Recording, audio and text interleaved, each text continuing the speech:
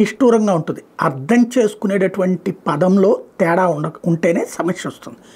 నిన్న ట్రంప్ ఒక ముక్క చెప్పుకొచ్చాడు. జన్మతః పౌరసత్వం అన్నది బానిసల కోసం పెట్టినటువంటి విధానం ఇప్పటికీ అమలవుతోంది. దీనివల్ల ప్రపంచ దేశాలు ఇక్కడికి వచ్చి పిల్లల్ని కంటున్నారు అన్నటువంటిది. ఇది అంటే అక్కడికి వచ్చి పిల్లలు కానీ వాళ్ళందరూ బానిసలు అన్నాడు ట్రంప్ అన్నటువంటి వాదన తీసుకొస్తున్నారు. అది కాదు అతను చెప్పినటువంటి అసలు పాయింట్.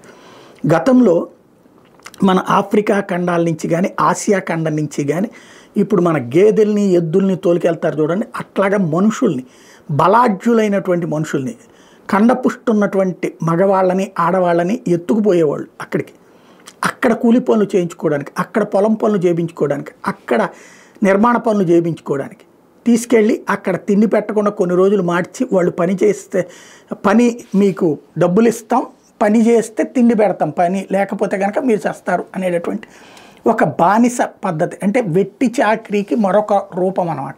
మన దేశంలో వెట్టిని వ్యతిరేకించినటువంటి వాళ్ళు కూడా అక్కడ వెట్టి అనేదాన్ని దాన్ని అనేవాళ్ళు కాదనమాట. ఆ విధంగా వెళ్ళినటువంటి వాళ్ళు వాళ్ళకి పిల్లలు పుడితే ఏ దేశం నుంచి తీసుకొచ్చారో ఆ దేశ పౌరసత్వం అంటే బాగోదు కాబట్టి అది తర్వాత రోజుల్లో కాస్త జెన్యూనిటీ మారి అక్కడ పుట్టి అక్కడే కష్టపడ్డారు కాబట్టి ఆ దేశ ప్రజల ఆర్థిక అభివృద్ధికి పాటుపడ్డారు కాబట్టి వాళ్ళు బానిసలుగానే పనిచేశారు కాబట్టి కనీసం వాళ్ళ పిల్లల్ని అమెరికన్ పౌరులుగా చూడాలి అన్నటువంటి కాన్సెప్ట్తో ప్రారంభించిందే జన్మతః పౌరసత్వం అన్నటువంటి.